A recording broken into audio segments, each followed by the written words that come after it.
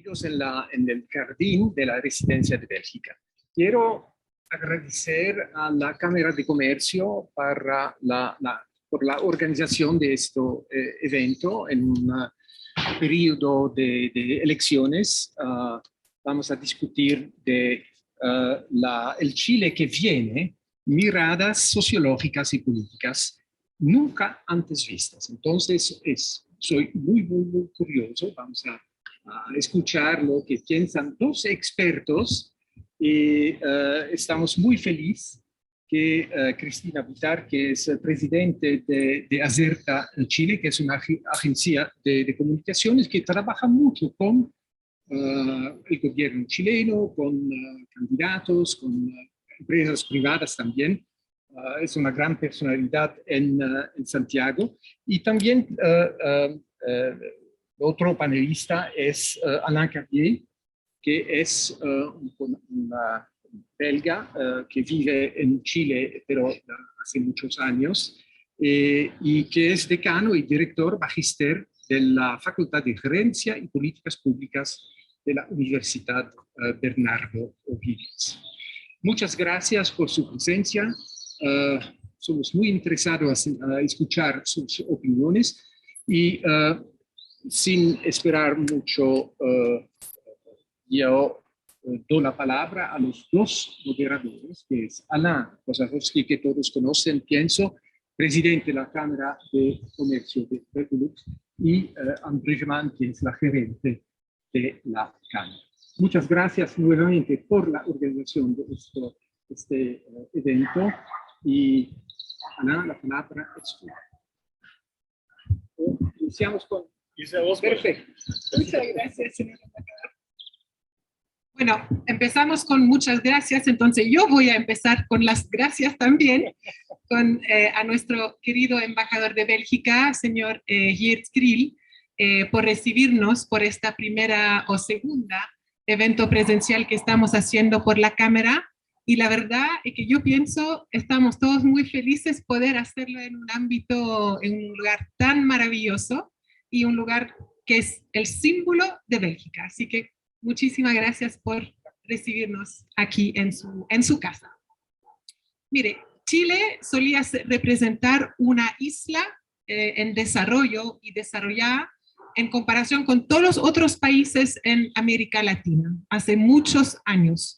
Por muchos organismos internacionales, Chile también ha sido reconocido como siendo el país más rico de la región América Latina, por su Estado de Derecho, sus instituciones políticas muy estables y por muchos factores más. Eso ha sido el ámbito y el reconocimiento que Chile siempre ha recibido desde el punto de vista afuera extranjero.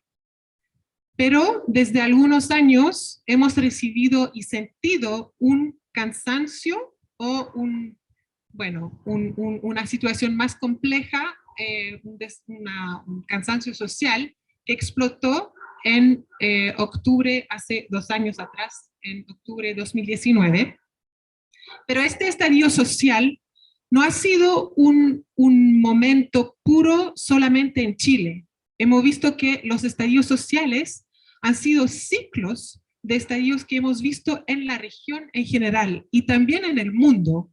Ahora escuchamos en Europa los antivacunas que están haciendo manifestaciones también violentas. Hay una ola de descontento bastante importante, no solo en Chile, así que no se asusten solamente por Chile, y que tenemos que tocar este punto. Y por esta razón hemos decidido con la Cámara de aprofundizar este tema con expertos hoy día, que van a hablar de temas más sociológicos por Alain y Cristina por temas más políticos. Y hemos decidido tocar este tema para poder conversarlo de forma muy transversal y muy abiertamente con ustedes, y también aprovechando del momento justo después de los resultados de las primeras elecciones presidenciales, para también ver que al final hay resultados muy fuertes con dos polos de familias políticas, si lo puedo decir así, completamente extremas. Entonces, eso también revela algo y es un punto que tenemos que tocar hoy día. Así que estoy muy, muy orgullosa poder recibir los dos aquí para este evento de la Cámara y voy a introducir los dos para que lo conozcan un poquito mejor, aunque yo pienso que ya le conocen bastante bien. Mira, cuando recibí el currículum de Cristina, está impactada. De verdad, tu currículum y tu trayectoria es impresionante. Cristina Vitar empezó su carrera trabajando por el Ministerio de Finanzas, el Ministerio de Economía, y a solo 24 años, Cristina fue jefa del departamento APEC de la Dirección Económica del Ministerio de Relaciones Exteriores. Así que, wow. Y fue miembro del directorio de Newmont, una empresa minera de oro, la más importante en el mundo. Ha sido nombrada 9 veces como una de las 100 mejores mujeres líderes del país. El Foro Económico Mundial la seleccionó en 2008 como parte del selecto grupo de personas que están clasificados como jóvenes líderes globales. Hasta el día de hoy, nuestra querida Cristina tiene una posición y esta distinción del Foro Económico Mundial. Ella es posicionada hoy día como voz del futuro a nivel internacional. Así que estamos muy, muy felices de tenerla aquí con nosotros. Y actualmente es socia y presidente de ACERTA, que es una de las agencias de comunicaciones estratégicas y asuntos políticos más importantes de Chile y Perú. Y también seguimos, porque hay mucha cosa que decir, pero también es directora de AFP Provida. Así que con esta trayectoria, ella nos va a dar una mirada hacia los términos y los temas políticos que estamos conversando hoy día. Muchísimas gracias, Cristina. Ahora Alain belga y bueno, muy conocido de esta casa, ¿cierto? Alain es doctor en Ciencias Políticas de la Universidad Libre de Bruselas, en Bélgica. Trabajó en el Centro Tricontinental de la Universidad Católica de Lovaina, en Bélgica. Y luego trabajó también por la Cooperación Internacional Belga en Guatemala, Chile y Ecuador. Alain trabaja desde el año 2006 en la Universidad Bernardo O'Higgins, donde ocupó los cargos de director de investigación, vicerrector de desarrollo, vicerrector de vinculación con el medio y desde 2018 ocupa el cargo de decano de la Facultad de Ciencias Sociales.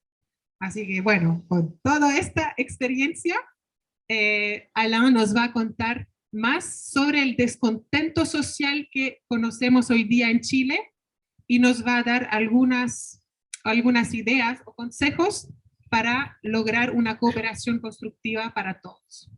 Así que muchísimas gracias a ambos por estar con nosotros y aprovecho a comentar que si tienen preguntas, consultas, estamos cercanos, así que la idea es que conversamos y que salen aquí con menos dudas, por lo menos.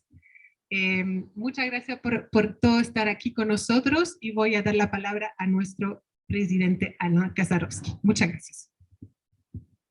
Muchas gracias, Ann. Señor embajador, obviamente me sumo a los agradecimientos para acogernos en esta maravillosa, en el jardín de la residencia, ¿cierto? Un lindo día primaveral aquí en Santiago. Y creo que justamente ese ambiente bastante pacífico, agradable, contrasta un poco con lo que está pasando, ¿cierto? En la mente de mucha gente, donde está cundiendo más bien la ansiedad, la angustia del cambio, de no saber exactamente lo que está pasando. De modo que la reflexión de hoy, que nosotros, bueno, con el equipo de la Cámara queríamos hacer, era justamente responder de una forma que sea un poco distinta, no la misma forma que estamos viendo en los medios de comunicación, donde también todo se ve polarizado, sino que una medida más aterrizada de primero un sociólogo belga, no es chileno, eso creo que es importante, ese aporte, y también una persona como Cristina, que por su función tiene que tener una visión no cortoplacista, sino que netamente a largo plazo, a varios años.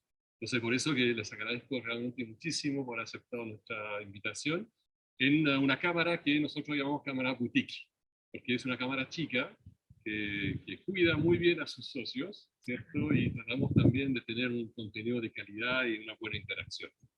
Entonces, para terminar esas palabras, yo quería, digamos, una reflexión muy personal, que generalmente la ansiedad, el miedo, la angustia se generan, digamos, por uno, la ignorancia, el miedo que se genera a lo desconocido, a la incertidumbre, ¿cierto?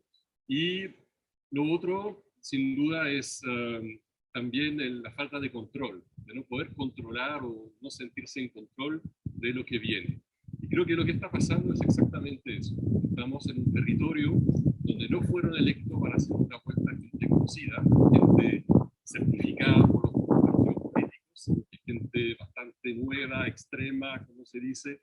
Y entonces ese factor obviamente está generando una gran ansiedad en cuanto a lo que pueden hacer. Por eso los adjetivos y todo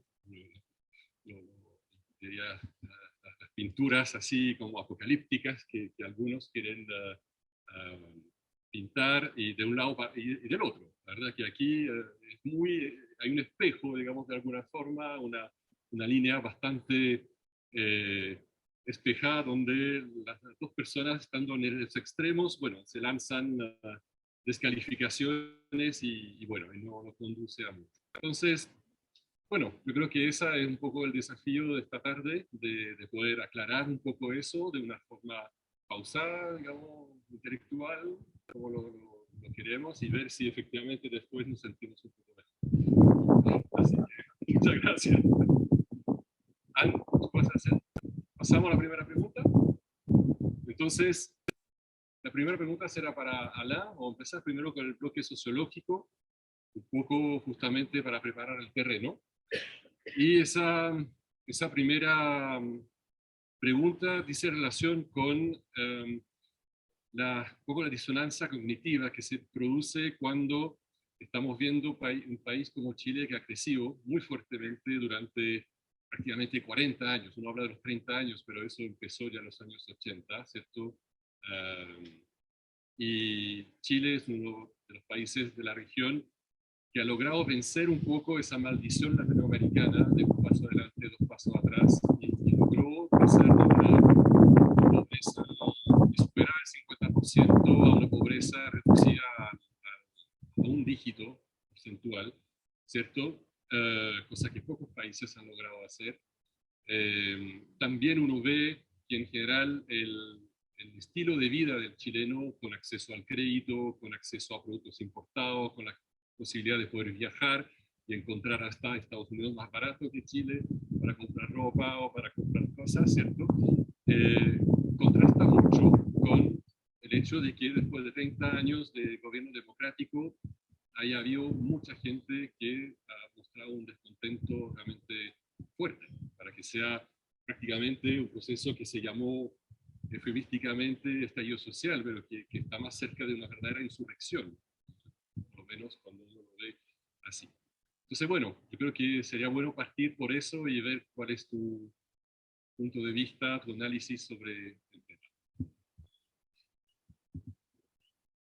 Muchas gracias.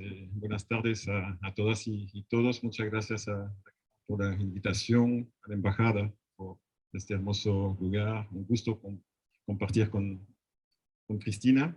Y sí, voy a empezar. Yo me voy a enfocar en algo, voy a decir, más fácil. Voy a dejar la parte difícil a Cristina, la contingencia líquida.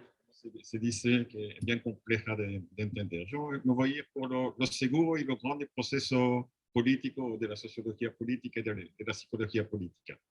Primero, guardemos a la mente que la política tiene tiempo diferente. Como lo decía, hay el tiempo de la contingencia, que es muy corto y que genera muchas emociones que a veces desaparecen porque la contingencia va avanzando. Y hay, por otra parte, el tiempo político de los procesos, que es más lento. Voy a hacer mi reflexión en este segundo tiempo, en el de los tiempos políticos más lentos. Y retomando algo que Anne dijo, ¿qué pasó en Chile? Bueno, recordémonos lo que pasó en el mundo también estos 10 últimos años. Primavera árabe, inestabilidad social y política en todos estos países. 2015, los indignados en España. 2016, 17, los chalecos amarillos en Francia, Bélgica. 2018, bueno, pasamos a 2019 más bien. 2019, la misma semana que en Chile, en el Líbano, 600.000 personas en la calle por el aumento del precio de Internet. Luego, octubre, Chile. 2020, Colombia, una reforma fiscal que no alcanzó a hacer por un problema también de rechazo popular. Ecuador, lo mismo.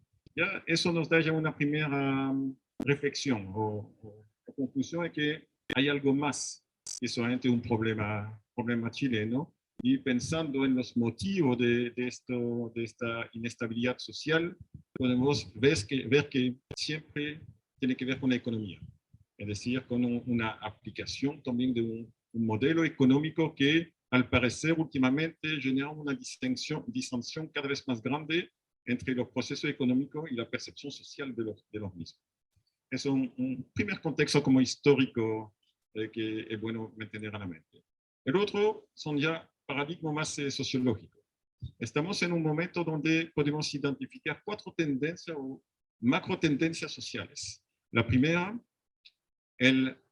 la deslegitimación o la pérdida de legitimidad de las grandes instituciones que nos ayudan a construir la sociedad. Las instituciones políticas, parlamento, el gobierno, los actores políticos, son percibidos como siendo cada vez menos legítimos. Otro gran pilar de nuestra sociedad, la familia. La familia está empezando a cambiar, la percepción sobre la familia está empezando a cambiar. Tercer elemento que también es central para nuestra sociedad, la religión. Una desconfianza cada vez más grande hacia la iglesia, vamos a decir, no tanto hacia el proceso de creencia, pero más bien a los actores que representan estos procesos.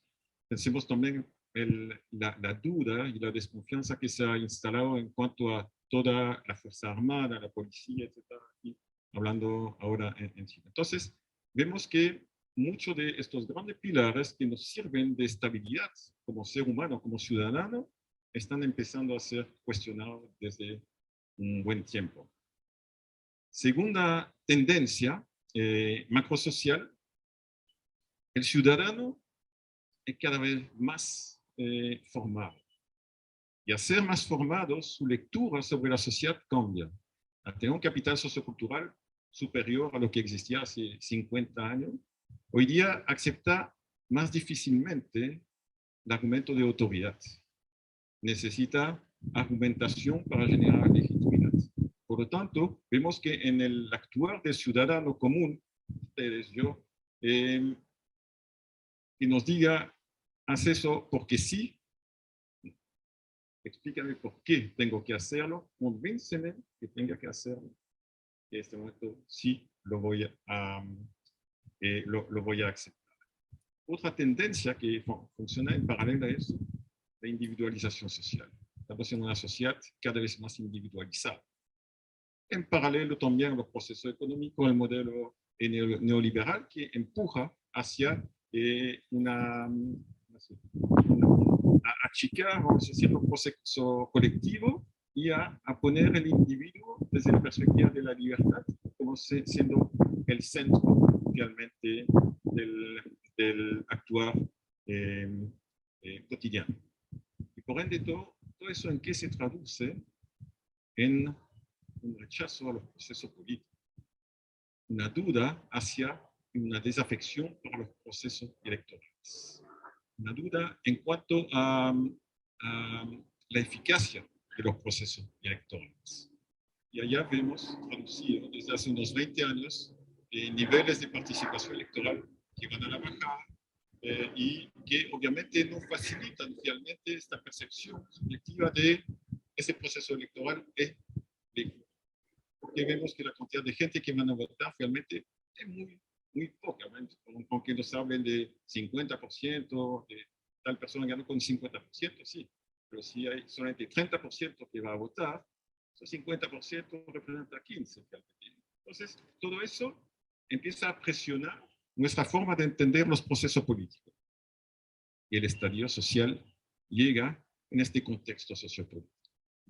Entonces, con esta presión, es decir, generalizada, muchas veces inconsciente, porque pasa en los actos, los actos del cotidiano, termina instalando percepción de rechazo, frustración social hacia una lectura simplista de lo que ocurre en el espacio político. Hablaste, Ana, del desarrollo económico. Y es verdad que Chile ha conocido un desarrollo económico tremendo estos últimos 30, 40 años. Pero uno podría decir que es verdad desde los indicadores macroeconómicos, porque cuando uno mira otros indicadores como el coeficiente de Gini, que mide la repartición de esta riqueza dentro de la sociedad, Chile sigue siendo el débil. Entonces, una conclusión de eso es que si se genera mucha riqueza, esta riqueza no ha sido bien repartida adentro del país. Eso también nos permite entonces entender sobre cuál base la gente, por ejemplo, en 2019, en la manifestación de octubre, se juntó 1 millón de personas para decir, no más abuso. Efectivamente, si Chile tiene riqueza, dos clases, la clase media y la clase baja, vamos a decir, tiene una riqueza, pero gracias a la tarjeta de crédito, no gracias a la riqueza que genera por sí mismo. Entonces, yo creo que este desarrollo económico, indiscutible de destacarlo, no se tradujo en cuanto a una repartición más generalizada de la riqueza entre todas las clases sociales. Y allá uno empieza a tener un substrato de proceso de descontento. Y si uno piensa, grandes pilares que han sido nuestros pilares de construcción identitaria empiezan a vacilar. Y por otra parte, una crisis económica que viene a cruzarse con los primeros, eso genera, desde la psicología política, angustia, eso genera mucha emocionalidad, por lo tanto, reacciones ciudadanas mucho más emocional que racional, y por ende, eso genera mucha inestabilidad social y política. Eso sería como mi primera respuesta a tu pregunta. Gracias, Alain. Yo pienso que el resumen que hiciste es muy bueno y yo pienso que obviamente sentimos estas turbulencias económicas, sociales. Cada uno lo siente de su forma, pero obviamente no lo podemos negar. De lo que yo he visto en 2 años después del estallido social, hemos visto que estaban preguntando una nueva constitución, ok, se votó a prueba, entonces están redactando esta nueva constitución.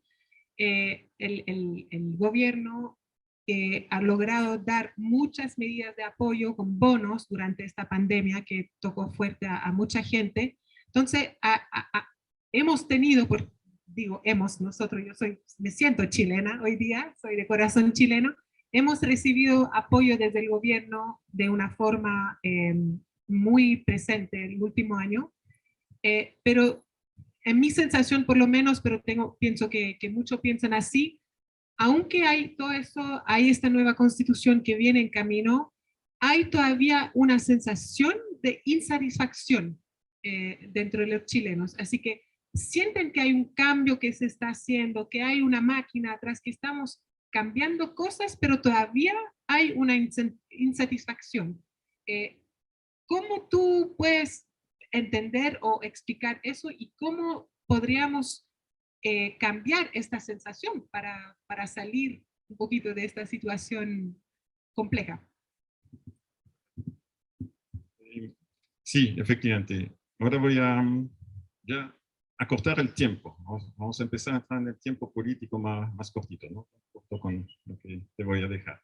Pero efectivamente puede parecer una paradoja que igual se ha alcanzado a través del estadio social, el acuerdo político que surgió después de eso, como una vía de salida que parece convincente, se ha instalado eso, y a pesar de eso todavía hay una sensación de descontento. ¿Cómo entender eso?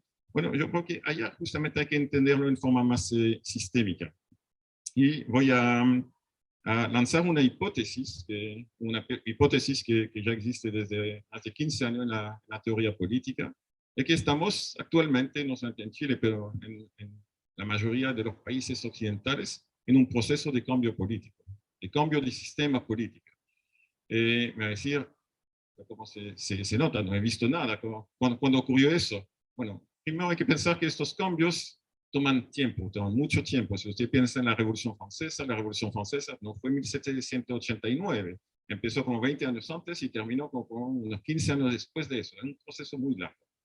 Pero, ¿qué es lo que vemos hoy día y por qué podemos pensar que estamos en un proceso de cambio político, cambiando el sistema, pero no un cambio mayor tampoco, pero cambios sí hay? Es que vamos a mantenernos en el sistema democrático, eso está claro. Pero como lo decía en la primera parte, en la parte representativa que se simboliza a través del proceso electoral, va a empezar a tener menos peso. Y por otra parte, ¿cuál es la parte que vemos surgir? Como decía, también asociado a este capital sociocultural de la gente, es la petición de participación. Así que sí, vamos avanzando a lo que llamamos una democracia mixta, que va a tener una base representativa y una base más participativa. ¿Y cómo entender que estemos en eso? Bueno, hoy día estamos en un proceso que se llama, y que parte de este proceso general, que es la democracia del rechazo, o la democracia negativa, y que se llama así justamente en oposición a la democracia positiva, que es la que hace habitualmente, históricamente, los gobiernos, es decir, un grupo de gente elegido con partidos, forman una coalición y a partir de esta coalición presenta un programa y lo aplica durante X años y luego, bueno, pasan otras elecciones. Esta parte está empezando a pertenecer al pasado.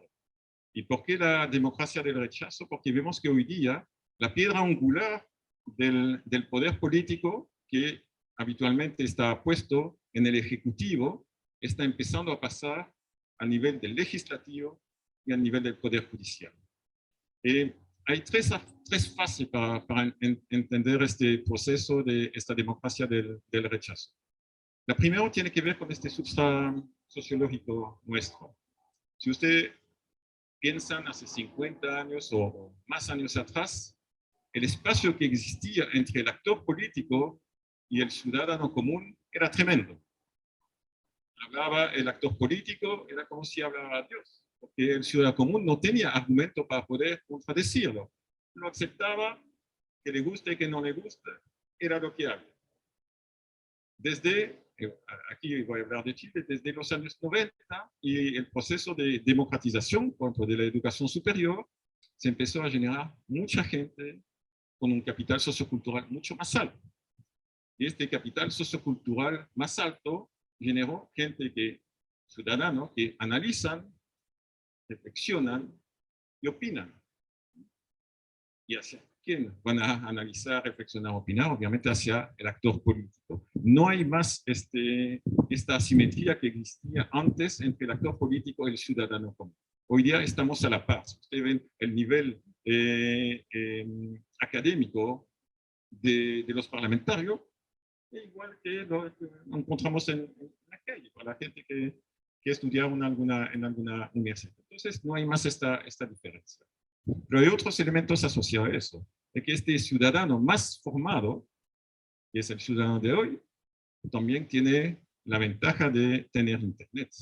Si tiene duda, saca su celular y encuentra la información que busca en forma inmediata. Entonces tenemos un ciudadano mejor formado intelectualmente y con acceso a mucho más información que antes. Información que él no tenía, pero que era también privilegio de los actores políticos hace 50 años. Y por ende, el tercer elemento asociado a eso, existen hoy día las redes sociales. Entonces, tenemos un ciudadano que tiene la capacidad de pensar, que sabe dónde encontrar la información, y una vez que hace el mix entre los dos y tiene su opinión hecha, la difunde en las redes sociales. Entonces se transforma él también en un actor político inmediato. Es una competencia directa para nuestros actores políticos tradicionales y por eso que ellos están tratando de competir frente a esta ciudadanía empoderada, que es la base que nos permite entender lo que está pasando. Decía, el empoderamiento de la ciudadanía como primera base. Luego, esta ciudadanía identificó un elemento muy importante, de que el proceso político actual tiene un eslabón débil, que es el parlamentario, porque el parlamentario quiere ser reelegido y por lo tanto va a hacer lo que él piensa tener que hacer para alcanzar su objetivo de ser reelegido. Y lo hemos visto, obviamente, con toda la votación por los 10%, donde hasta los propios representantes políticos del gobierno votaba en contra de la petición del gobierno de no tocar el 10%, porque ellos estimaban que su reelección como parlamentario era más importante finalmente que apoyar el gobierno que ideológicamente iba a la par con ellos. Entonces, eso es la segunda parte, la debilidad de los representantes del Parlamento. Eso ha sido identificado desde la ciudadanía y vemos hoy día una ciudadanía formada con información que presiona para instalar frente al gobierno su propia agenda política. Hace 2 años atrás, un poco antes de la pandemia, nadie hablaba de retirar los 10%, pero fue en base a los cacerolazos, etcétera, que se tornó como una temática obligatoria para el gobierno de turno de tener que posicionar sobre eso. Dijo que no. La ciudadanía sacó sus cacerolas y empezó a hacer ruido toda la noche y finalmente se transformó en un punto prioritario para la agenda política del gobierno. Alcanzó lo que quería alcanzar. Esta democracia del rechazo, como lo digo, tiene su centro en el Parlamento. ¿Por qué? Porque son los parlamentos que votan las leyes que entregan el gobierno. Y a partir de eso, ¿qué hacen? ¿Y por qué se habla de coalición negativa, democracia negativa? Porque vemos de repente el Partido Comunista asociarse con la democracia cristiana para bloquear una moción del gobierno. Este Partido Comunista y la democracia cristiana no tienen afinidad suficiente para formar un gobierno, ellos dos. Pero para bloquear el proceso político del otro, sí, allá tienen la capacidad porque justamente se juntan sus intereses y es más fácil de juntar intereses de rechazo e intereses propositivos de construcción política. Y ejemplo de cómo lo hacen, traten de recordar la cantidad de interpelaciones parlamentarias que tuvimos los 5 últimos años, entre los ministros Chadwick y otros que tuvieron que salir de la política porque se utiliza esta herramienta desde el Parlamento para llamar a los ministros del gobierno para decir accountability, rendición de cuenta. Explícanos lo que estás haciendo y convínceme que está haciendo bien la cosa. Y si no logran hacerlo, mediante la votación adentro del Parlamento, el ministro tiene que salir. Ya tener un ministro menos, hay que reemplazarlo, el proceso político nuevamente tiene un traspié y se pone más lento. Y esto puede ir tan lejos que finalmente llegamos hace un mes atrás a una acusación constitucional en contra del presidente. Entonces vemos que esta nueva forma de hacer la política desde el bloqueo se está instalando en resonancia inmediata con la presión de la ciudadanía. Eso es el segundo proceso de este cambio político que estoy hablando. Y el tercer elemento finalmente es el tema de la sanción. La sanción que pasa hasta vía la judicialización del acto político que antes no existía tampoco. El actor político hacía sus 4, 5, 6 años de elección y después iba por la casa si había perdido, se quedaba si había ganado la elección siguiente, pero no le pasaba nada. Hoy día, sí, hay sanción social, rechazo desde la sociedad, una sanción política, no puede volver a presentarse en el proceso político. Y si hizo la cosa demasiado mal, hoy día hay una sanción legal. Entonces vemos aparecer un proceso nuevo, desde hace unos 15, 20 años, empezó en Italia con Berlusconi, de judicializar el actor político, independientemente de su percepción o de la percepción subjetiva de sus privilegios, etcétera, y de la percepción de impunidad que tenía un poquito este actor político. Hoy día existe una sanción judicial para las personas, los actores políticos que hicieron cosas que no podían hacer. Y bueno, y si no fue para tanto, igual hay una sanción social, porque la gente le va a decir, bueno, tú prometiste tal cosa, ¿lo hiciste? No lo hiciste. Si no lo hiciste, las redes sociales, procesos de comunicación empiezan a construir una imagen que va a ser bien compleja para este candidato para volver a presentarse a las elecciones siguientes. Entonces vemos que la acción política del ciudadano ha cambiado. Históricamente era este ciudadano elector del contrato social que aparecía solamente al momento de las elecciones. Hoy día aparece cada vez menos al momento de las elecciones, pero aparece cada vez más en el a posteriori. Una vez que la acción política está realizada, es decir, a los políticos, accountability, rendición de cuenta, muéstrenos que hicieron lo por cual fueron elegidos. Y eso es este traspaso, y por eso ahora voy a poner una matice, que este cambio de sistema político se mantiene adentro de un sistema político democrático, muy importante, pero un poquito menos representativo y un poquito más participativo. Entonces, podríamos decir un sistema político, una democracia mixta, vamos a decir, que es hacia dónde vamos actualmente desde lo grande proceso político.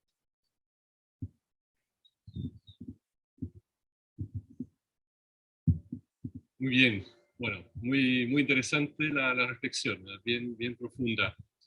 Pero para volver un poco a este periodo de campaña de segunda vuelta, que sin duda es muy interesante porque tal como lo teníamos un poquito, están los dos candidatos más extremos, ¿cierto?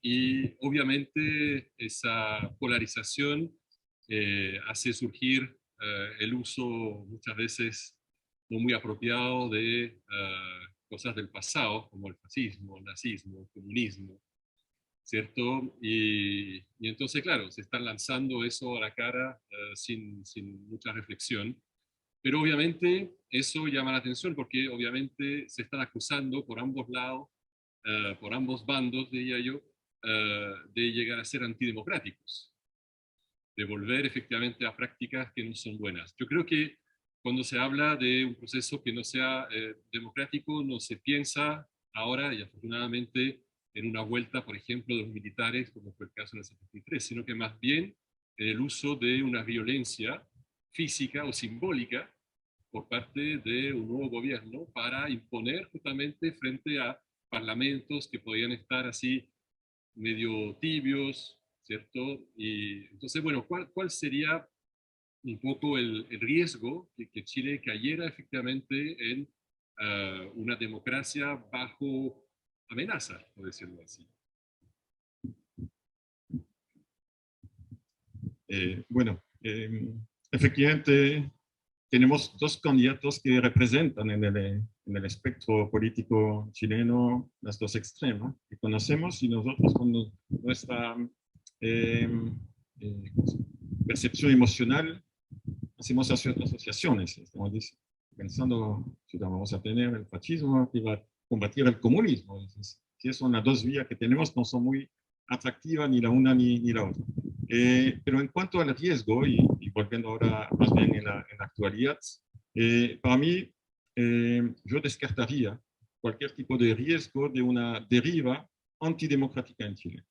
¿Por qué? Porque si tomamos estos dos candidatos y siendo también razonable en el proceso de reflexión, ni el uno ni el otro son antidemocráticos.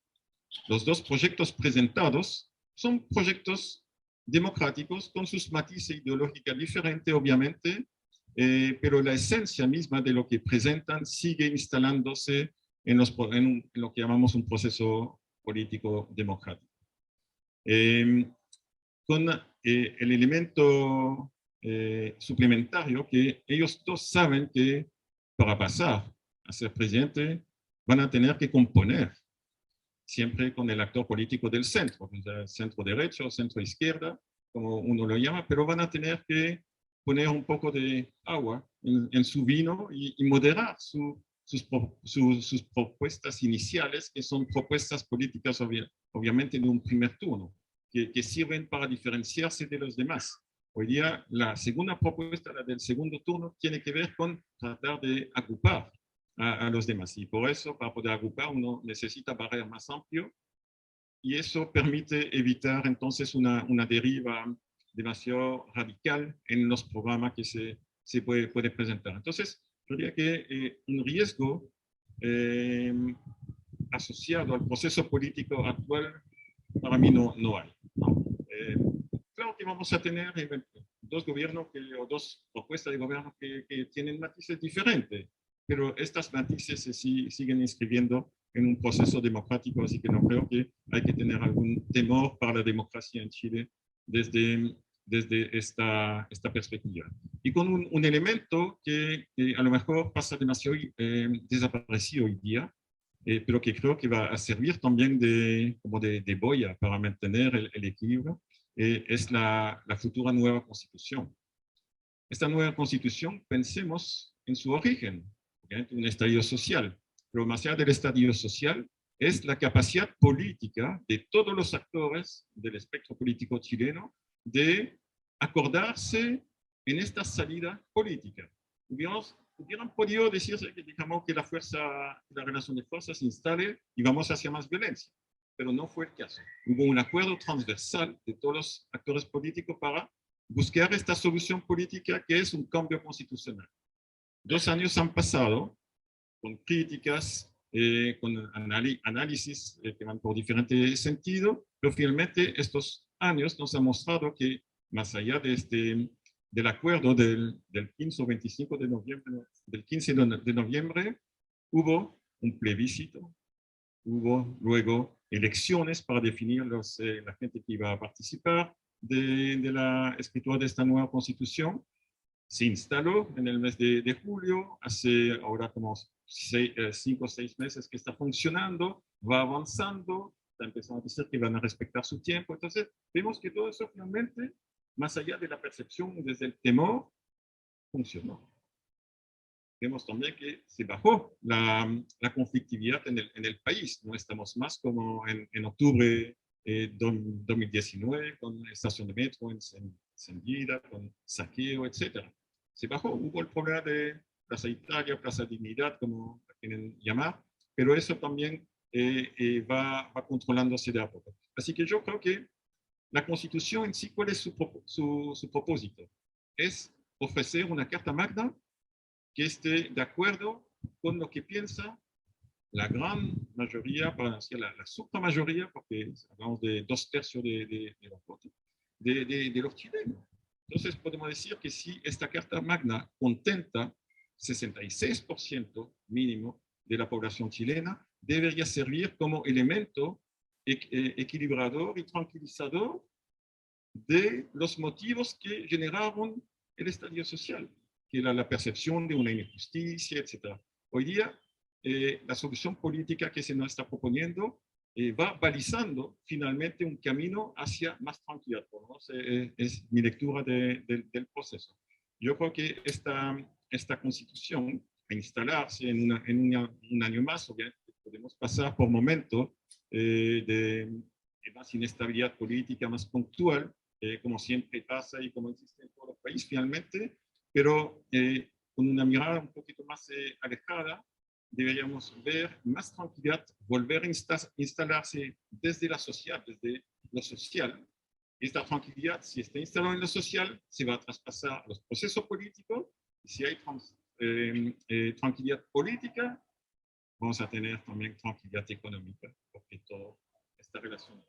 Así que para mí, el riesgo hoy día no existe desde la perspectiva política y saliendo nuevamente de este momento político del inmediato, viéndolo con un poquito más de espacio. Yo creo que Chile lo está haciendo muy bien, con sus altos y bajos como existe en cualquier proceso, pero lo está haciendo muy bien y con el resultado que empezamos a ver de a poco.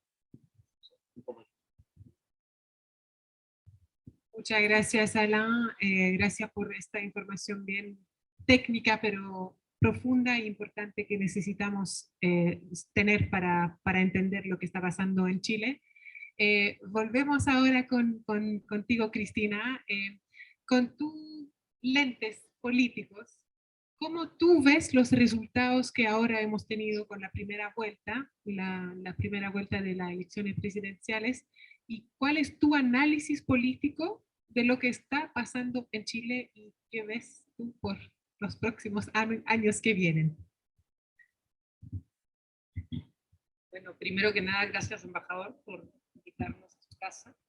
Gracias a la Cámara, Anne y Alain, gracias por esta invitación y por estar aquí. Un placer también estar contigo, compartir este rato de conversación.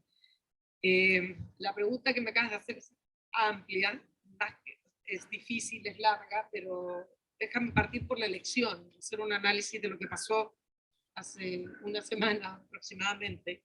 La verdad que esta fue una elección efectivamente con menor participación, pero para un sistema de voto voluntario, la verdad que la participación fue buena, fue mejor que la primera vuelta del año 2017.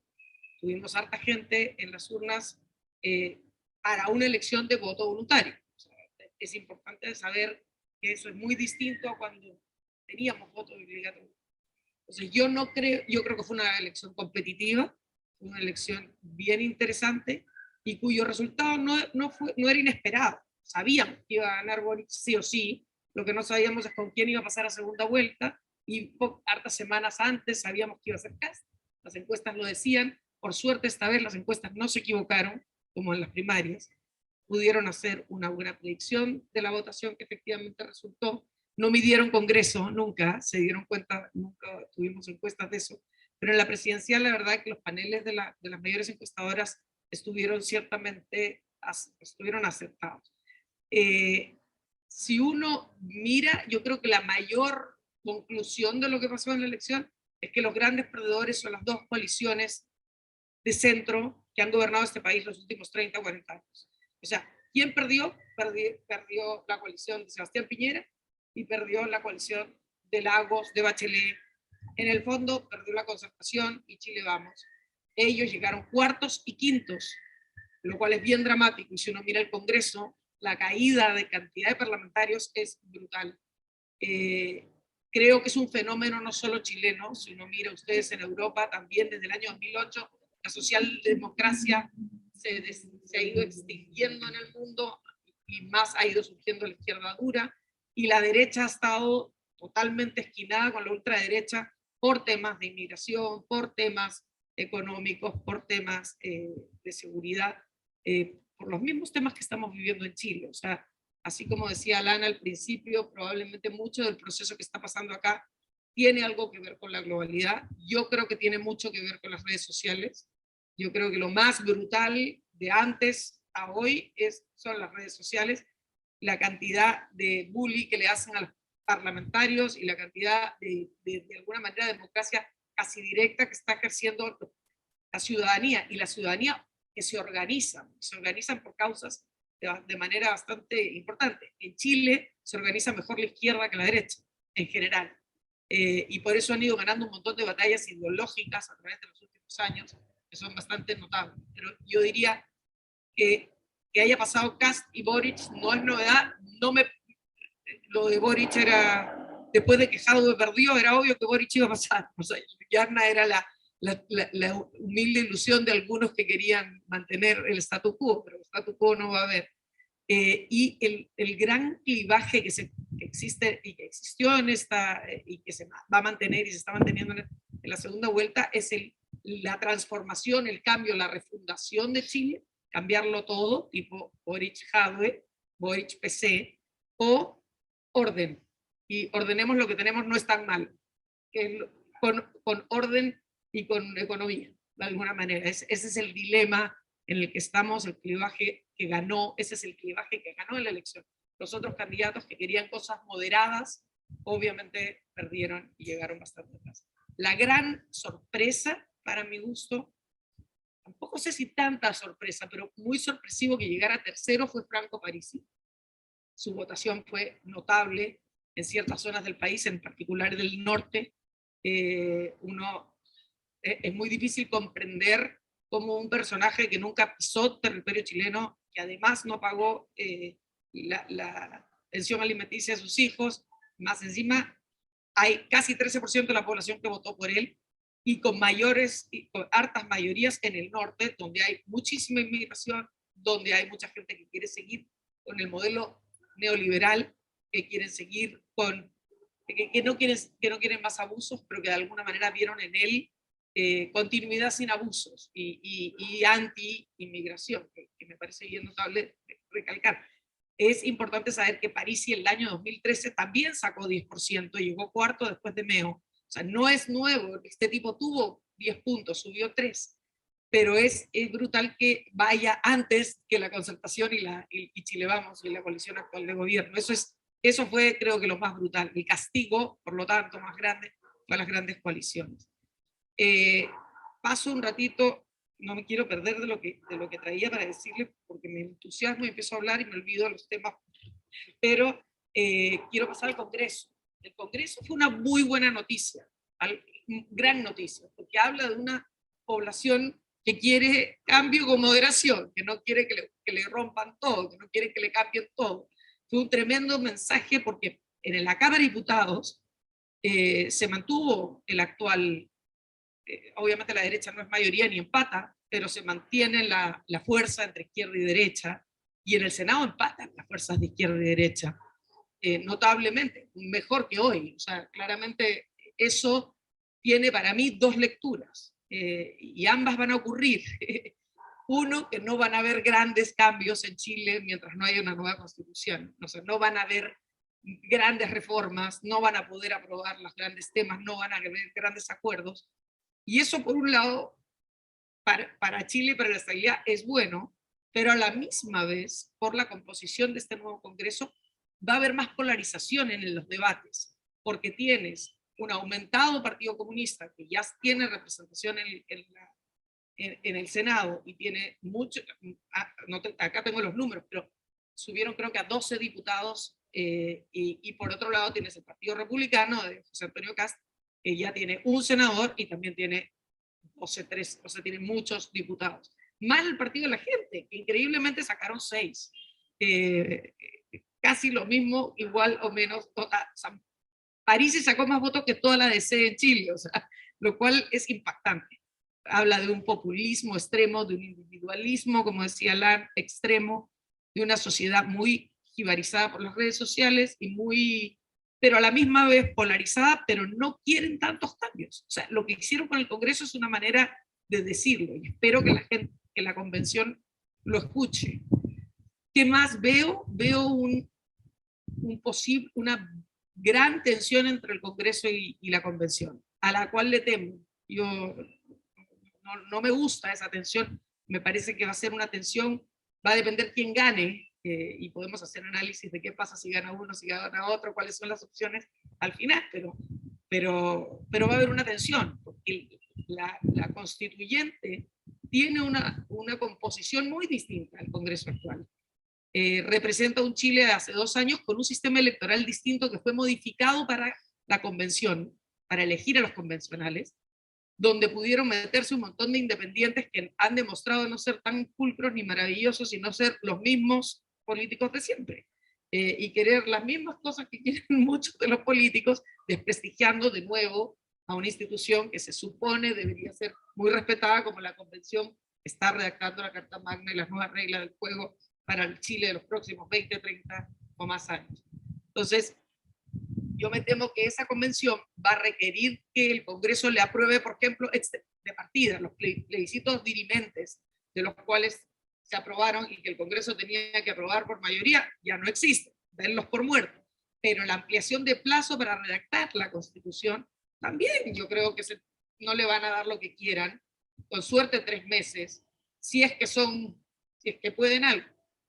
Depende quién gobierna también, porque la tensión es distinta. Si gana Boric va a estar muy interesado en que la convención que es propia, que él controla con los suyos y con el Partido Comunista, haga todo lo que él no puede hacer en el Congreso. O sea, Boric va a tirarle a la convención todos los cambios que él no va a lograr porque tiene un Congreso empatado. Kast podría, a diferencia de él, si lo hiciera bien, tratar de apoyar los cambios de la convención y tratar de votar por el apruebo y meter a la derecha con más fuerza a negociar una mejor constitución. La probabilidad más alta es que no, que le hagan un boicot, que le corten el periodo presidencial en vez de a 4 años a 2 y que Kast dure nada. En cambio a Boric se lo pueden duplicar el periodo electoral, de 4 a 8 años. O sea, el escenario está todavía no líquido, está gaseoso, está muy distinto. La gran noticia es el Congreso, pero los partidos tradicionales que conocíamos y que nos dieron estabilidad por tantos años se han disminuido de manera sustancial y hay que ver cómo se va a dar esa dinámica. ¿Qué más puedo decir? Yo no estoy tan optimista como tú. Yo creo que la convención y la composición de la convención es desastrosa. Las comisiones que han formado son muy radicales pro izquierda, bastante radical. Si tú miras, el modelo económico está metido en la Comisión de Medio Ambiente, que por lo tanto hablan de una ecoconstitución, de una constitución verde que nadie sabe qué es, pero que también hablan de que la minería se termine, que el extractivismo, que las concesiones se terminen. Entonces, mientras el riesgo de la convención siga abierto, yo creo que vamos a tener muchos bumps en el camino en Chile. Yo no creo que viene una etapa de estabilidad todavía. Yo creo que todavía estamos en la etapa de transición, saliendo de una crisis, y que recién a final del próximo año, depende de lo que pase con el plebiscito de salida, el referéndum de salida, y quién sea el próximo presidente de Chile y cómo se constituyan esas fuerzas, vamos a poder saber si esto se calma o se enrarece de nuevo las calles y con más movimientos sociales que no van a parar, además. Yo no, y creo que se han calmado por la pandemia y por los toques de queda, pero a medida que eso vaya pasando, probablemente el Partido Comunista va a seguir saliendo a la calle. El gran desafío de Boric, creo, si gobierna, es controlar al Partido Comunista y poder actar mejor con el centro izquierda, con los PS, algo que han hecho y han logrado hacer bien en la convención estos últimos meses. El mundo del Frente Amplio con el Partido Socialista han logrado de alguna manera doblarle la mano al Partido Comunista en la convención. Ustedes tienen que entender que Boric firmó el acuerdo del 15 de noviembre. Jadwe, ni Teller, ni ninguno de los comunistas lo firmaron. Ellos estaban en contra. Por lo tanto, para ellos, que fracase la convención no es tan grave. Para Boric es la vida. Entonces, yo creo que ahí su gran desafío es el PC y ver cómo mete al PC al gobierno sin que lo coman a él, y el Frente Amplio, que son tan jóvenes y que nunca les ha tocado gobernar.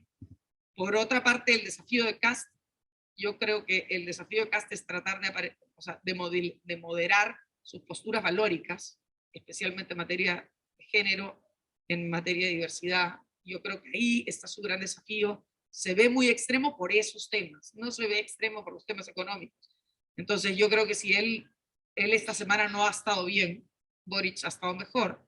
A diferencia, la primera noche muy bien Kast, muy mal Boric, y la primera semana bien Boric, mal Kast. Y esa sería mi lectura. Vamos a ver, nos quedan 3 semanas.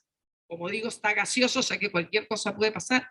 Las encuestas lo están dando a Boric de ganador en una segunda vuelta. Yo me temo que va a ser así. Me temo, pero todavía hay esperanza, hay 3 semanas para darle. Veamos qué pasa con los votantes de París. Yo creo que ahí va a estar. Yo hice un cálculo que les quiero hacer para terminar esta parte. Si tú sumas Boric, gracias. Si uno dijera que todos van a ir a votar, y no sabemos quiénes van a ir a votar. En general, para ir a votar en voto voluntario necesitas movilizar a las masas con miedo, como ha sido hasta ahora. y el miedo al fascismo y el miedo al comunismo existe.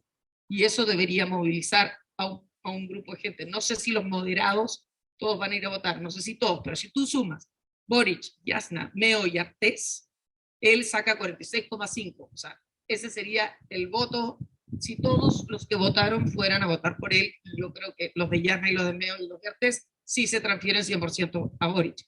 Si tú sumas todos los de Sichel a Kast, es solo el 40,7. O sea, hay 5 o 6 puntos de diferencia que tiene que ir a pelear Kast en el mundo parisi. Si no, no están esos votos, o en nueva gente que no fue a votar. Y está difícil. Está bien difícil. Otro punto que me parece interesante es que hay una pugna entre Boric y Kast generacional. Los votantes de Boric son mucho más jóvenes, los votantes de Kast son mayores, tienen más miedo, vivieron para atrás, tienen más miedo del futuro. Los jóvenes lo único que tienen es esperanza del futuro porque ellos creen que su futuro es peor que el de sus padres, porque tiene más deudas, porque hay menos pega, porque hay más competencia, por millones de razones, porque sus abuelos tienen menos pensión de la que ellos esperaban, porque por miles de razones estos jóvenes no les importa destruir todo. Ellos tienen esperanza de que de repente puede ser mejor lo que tienen hoy, a diferencia del mundo votante en mayoría de casos, que es un votante que ya vivió lo peor y que no lo quiere volver a vivir y por lo tanto le tiene más susto. Pero esos serían los movilizadores, creo yo, y no sé, pero he hecho un resumen. Muy bien, muchas gracias por tu análisis.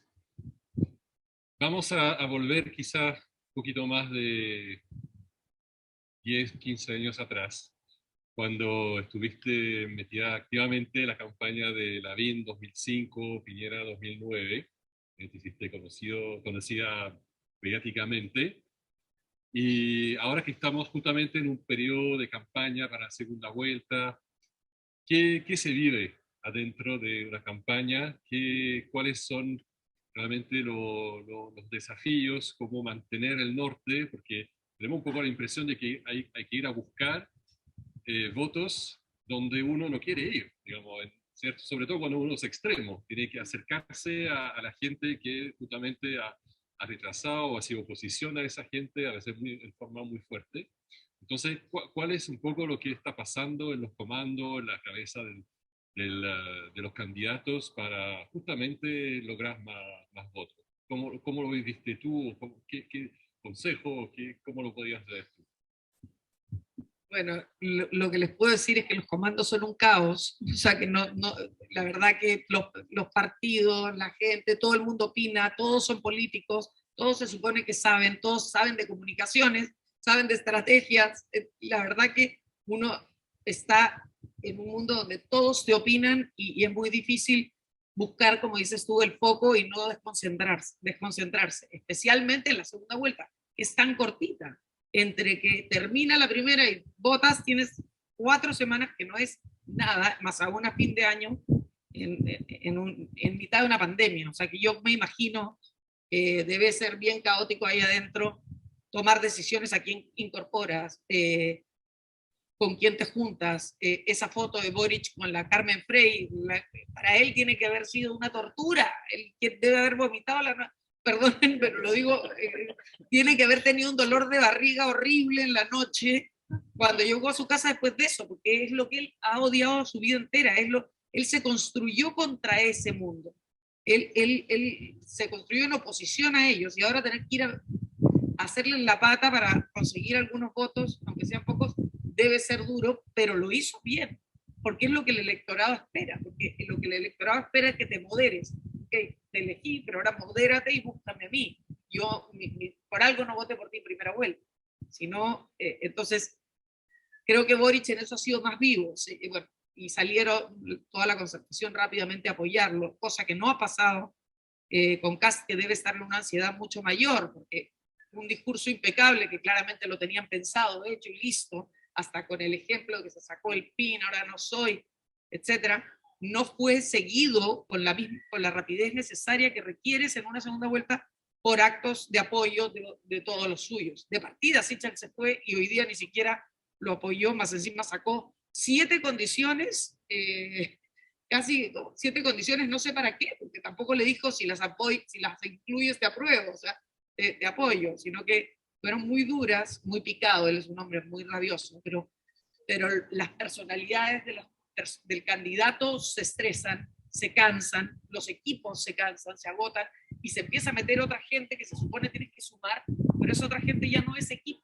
Entonces tienes que sumar falsamente, y eso te desconcentra cualquier cantidad. Entonces, me temo que el comando José Antonio Kast, que era un comando bien light, muy poco profundo en términos de jinetas, de zonas adentro, obviamente toda esta gente nueva que está llegando a invadir, a dar opiniones y a decir lo que tiene que hacer, los debe tener locos, tanto que se fue a Estados Unidos rapidísimo. Salió corriendo.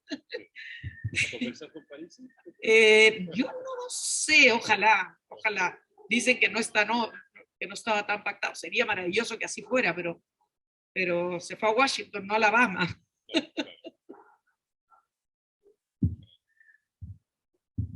Bueno, vamos a otra experiencia en tu vida, en Acerta, en tu experiencia de asesorar en el fondo en comunicaciones, estrategias, empresas, negocios, para salir de situaciones de riesgos, conflictos, buscar aliados.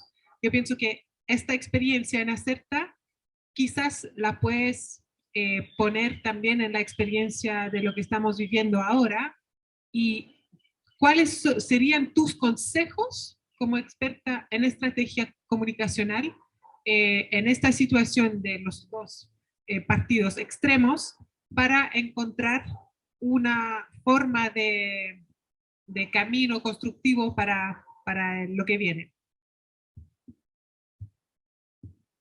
Bueno, yo me dedico a trabajar con empresas privadas en general, no en el mundo público, y la verdad tengo que decir que los últimos 2 años han sido de locos, de incertidumbre muy grande para sectores regulados, para sectores amenazados por los políticos, amenazados por mira, sectores, el aumento de riesgo en la mayoría de los sectores, salvo, diría yo, incluso energía, pero energía se está transformando tan rápido que están saliendo los riesgos por una transformación propia de lo que hacen.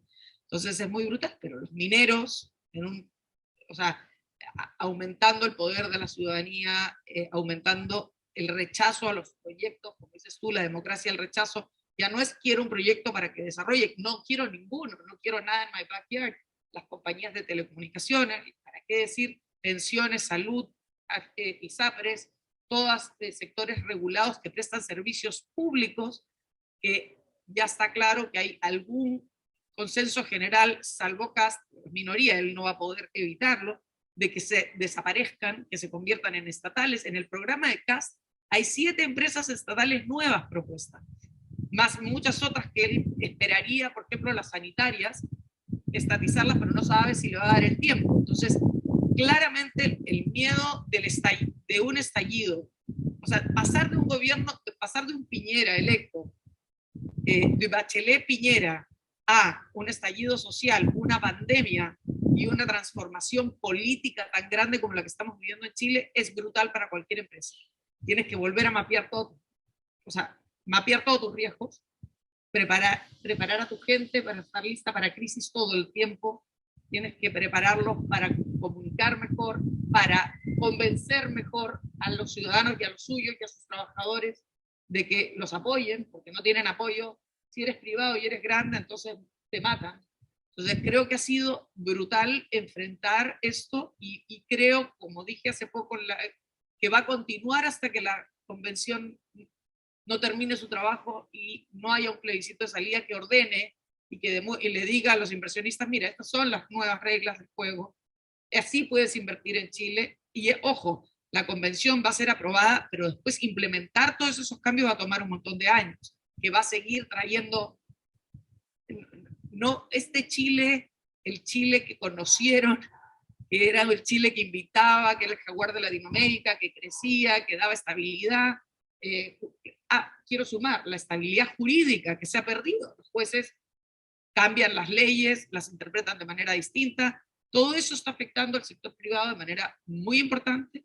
El sector privado chileno ha ido vendiendo mucho y se han ido quedando extranjeros. Extranjeros están muy invertidos en Chile, pero que también pueden irse en cualquier minuto. Entonces, los únicos que perdemos somos los chilenos, los que trabajan para esas compañías y los que estamos acá.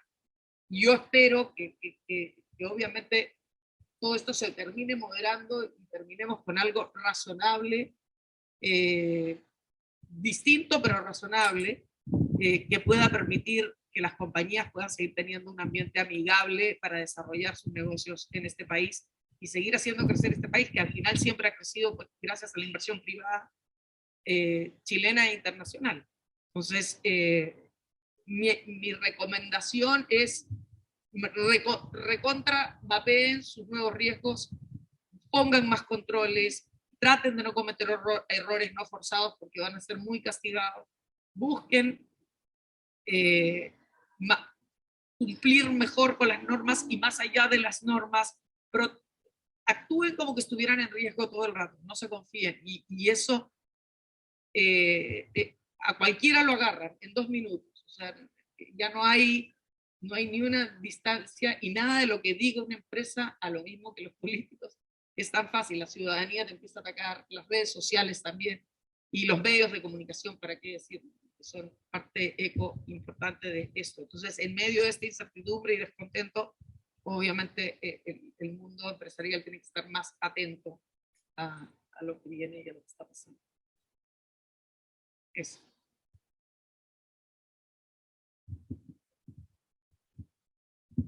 Muy bien. Bueno, yo creo que con eso ya hemos pasado un poco por las grandes preguntas que nos hacemos. No sé si estamos mucho más seguros, porque en realidad, bueno, en realidad es lo que es. No podemos pintarla o endulzarla, embellecerla. Yo creo que es un tema que todo el mundo tenemos que enfrentar, ¿cierto? Yo creo que una reflexión personal es que frente justamente a eso hay, yo creo que unas recomendaciones de los navegantes, ¿cierto? Es tener siempre el velero bien armado, bien preparado, porque puede venir una tormenta, puede venir un momento sin viento, etc. Entonces lo único que el capitán puede hacer es tener su barco ordenado y venga lo que venga, de alguna forma. Y otra también que es un poco quizá más difícil de seguir como recomendación es ese principio que dice, cuando el capitán lo pensó, lo hizo. Es decir, que si uno tiene una intuición, como personas inteligentes que somos, hay que seguirla. Que muchas veces hay muchos apegos, muchas cosas difíciles, pero sin pánico, sin entrar en pánico, pero confiando también en yo creo que la experiencia, la recomendación, las conversaciones como esta. Yo creo que un poco la idea aquí es aportar algo, más que resolver un problema, la cuadratura del círculo, ¿cierto? Yo creo que no estamos para eso, pero efectivamente dar una información adicional para que cada uno al final, bueno, sepa dónde navegar, ¿no? En bahías chilenas o hacia otros horizontes. Eso hay que verlo. Así que bueno, me queda por agradecerlos realmente de corazón por haber estado esta tarde aquí. Yo creo que es muy, muy interesante. Se nota que ustedes están metidos en eso realmente hasta el cuello, digamos, en su diario, en su profesión, en su vida diaria. Así que realmente agradecerles en nombre de la Cámara, agradecer de nuevo al embajador y a todos ustedes que estuvieron aquí presentes esta tarde. Así que, Anne, las... Es el momento.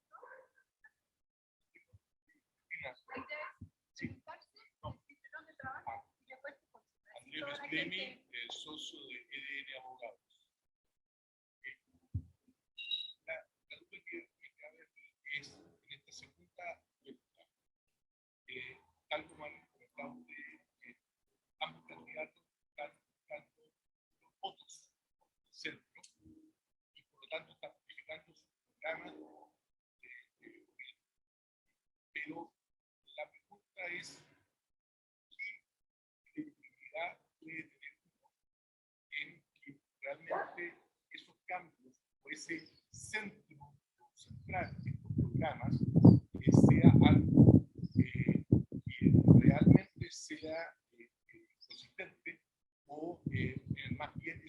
electoral y el día de mañana, tal como lo vivimos en los años 70, cuando el presidente de la partida, inmediatamente salió elegido y dijo que fue táctico y culto.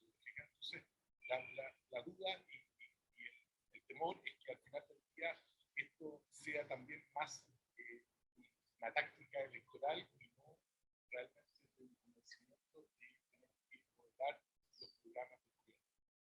Sí, yo estoy de acuerdo con la duda, yo creo que siempre la vamos a tener, especialmente con el Partido Comunista tan metido en un gobierno de Boric. Pero yo tiendo a pensar que hoy, a diferencia de los 70, tenemos redes sociales y tenemos una ciudadanía activa que es la que son ellos los primeros que van a saltar si es que la cosa se pone muy radical. Lo hemos visto, esta elección fue la mejor manera de moderar y de intentar moderar al centro. Por lo tanto, yo sí me imagino Boric gobernando con el PS. Me imagino hasta llegando, aunque no le guste, un poco con el PPD, metiendo algún DC amigo de Jasna Proboste. Me imagino en eso. Incluso me puedo imaginar que si la cosa se le tensa mucho, puede terminar rompiendo con el Partido Comunista. Al Partido Comunista, para hacer, esta es mi opinión, no sé, yo creo que al Partido Comunista no le conviene que gane Boric, porque Jadwe quiere ser presidente, si Boric pierde, él puede ser en 2 años más. Entonces, no sé si van a ser grandes aliados adentro del gobierno o no, hoy día que tienen más poder. Cuando fueron de Bachelet eran el partido chico de la coalición, hoy día son el partido grande de la coalición de ellos. Entonces, obviamente, el miedo siempre está a que no cumplan la moderación del programa, pero creo que hoy día tenemos moderadores mucho más grandes que están en la ciudadanía, en los medios de comunicación, en las redes sociales. Hay un mundo activo que los puede controlar y que viene todo lo que tú decías, que la gente le va y dice, tú me prometiste tal cosa, ¿la hiciste o no la hiciste o la hiciste mal? Y eso es un moderador sin duda, que me tranquiliza.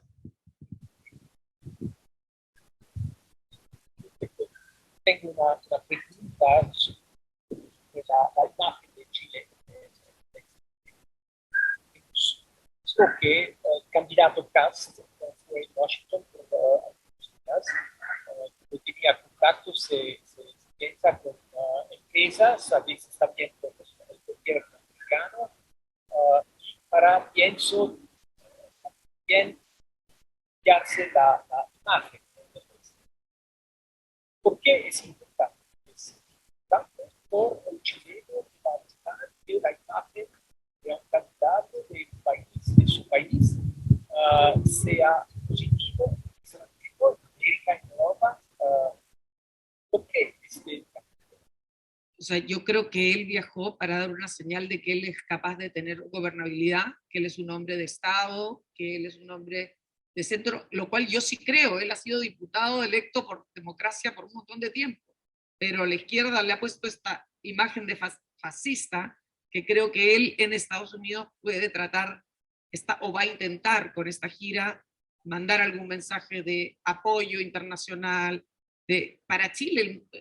Chile es un país que vive de su imagen internacional. Desafortunadamente, la imagen ha caído de manera brutal en los últimos años por la incertidumbre y nos estamos pareciendo mucho más a Latinoamérica, Colombia, Perú, Ecuador o cualquier otro latinoamericano. No quiero decir Argentina, puede que en unos años más se los diga, pero estamos más parecidos al resto de Latinoamérica de lo que éramos antes y yo creo que él lo hace para poder buscar ese ángulo de estadista y de estadista internacional, que es muy importante. Yo sí creo que Lagos, Frei, Bachelet, incluso Piñera, a pesar de la pandemia, siempre tuvieron un eje de la importancia de las relaciones internacionales y de Chile siendo un mercado tan chico, conectado al mundo y globalizado.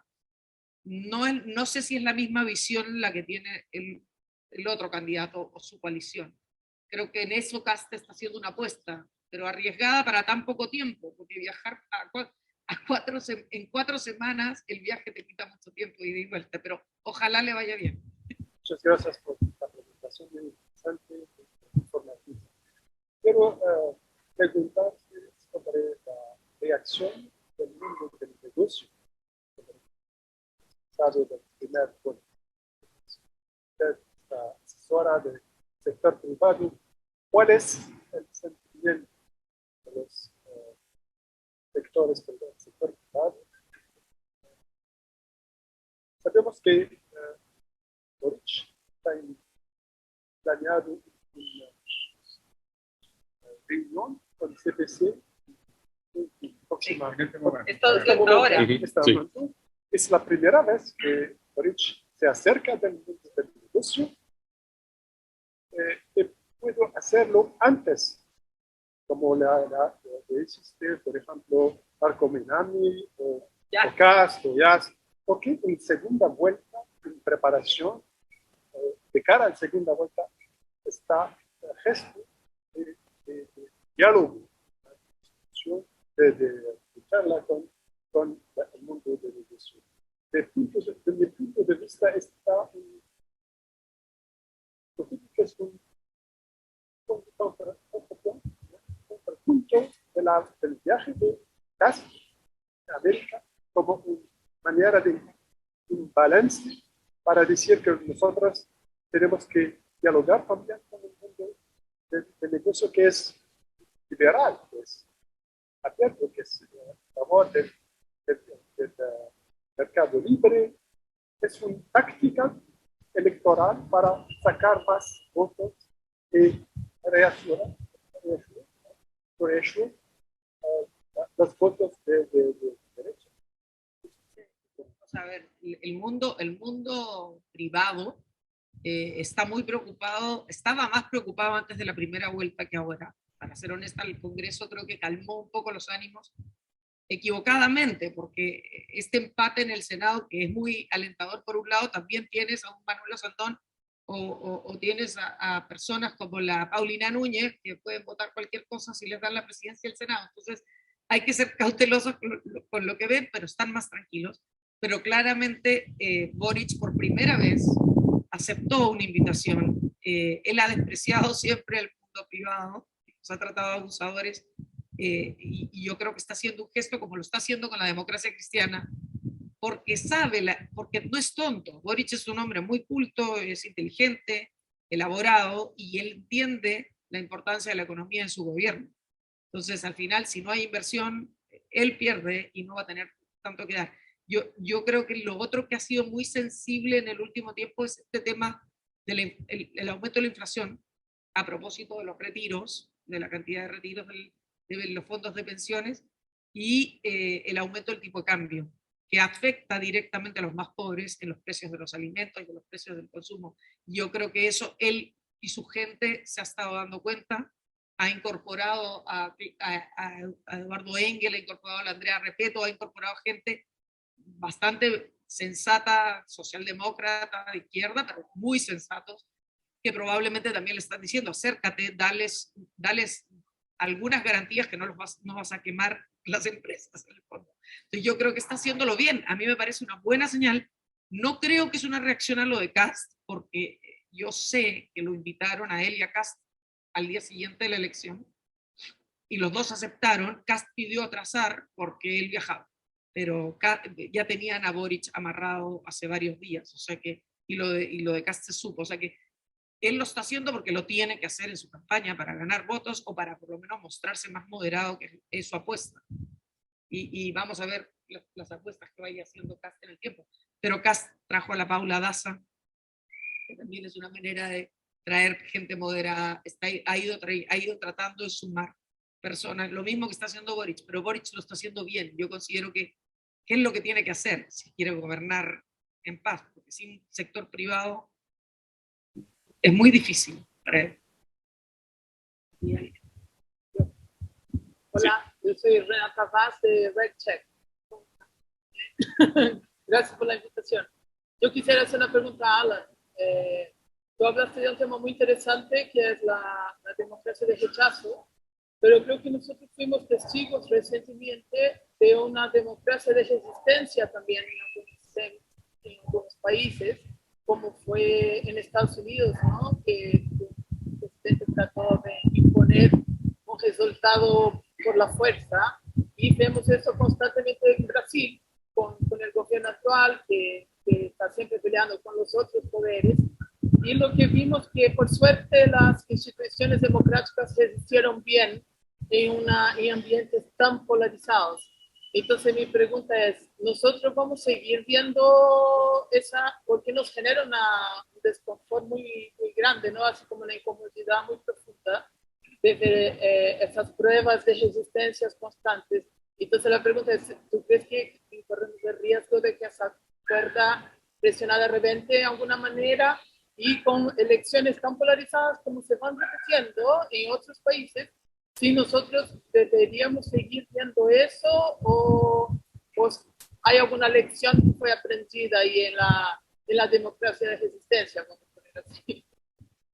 Sí, creo primero que lo que está pasando, la polarización, es el reflejo de una situación del mundo.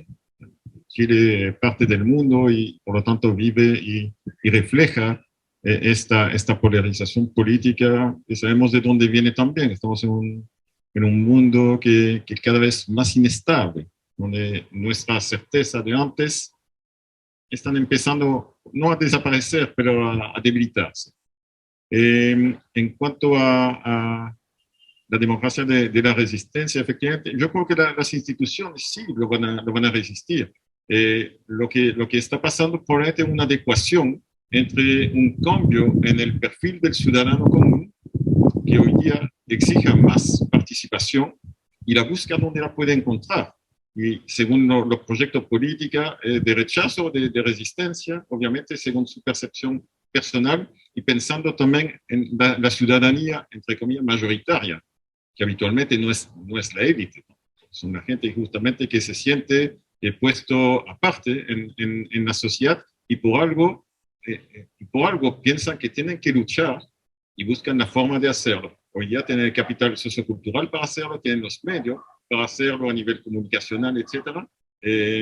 Y es lo que vemos. Yo creo que lo más probable, pero hablando nuevamente no de tiempo corto, pero a mediano plazo, en varios años más, vamos a empezar a ver instalarse cada vez más el concepto del plebiscito como tenemos en Suiza, donde se pregunta en forma informática a la ciudadanía, ¿están de acuerdo con tal o tal proyecto? Sí, no, votación y listo. Y eso debería, este aumento de la participación ciudadana debería también ayudar a tranquilizar las aguas políticas que son a veces demasiado puestas en lo inmediato, en la contingencia, en la reacción visceral frente a un problema. Si uno lo pone un poquito más a distancia, empieza a relativizar mucho más la importancia del hecho político y por lo tanto la importancia de reaccionar en forma visceral frente a eso también. Yo creo que viendo el proceso político tal como se está instalando, probablemente que vamos a avanzar hacia una forma de incorporar más la voz de la ciudadanía en las grandes definiciones sociales, y obviamente estas definiciones van a depender de la orientación de esta ciudadanía. Porque continuamos la conversación con un vaso de cerveza o una copa de vino. Fantástico. Sí, sí. Muy bien, gracias. Muchas gracias por la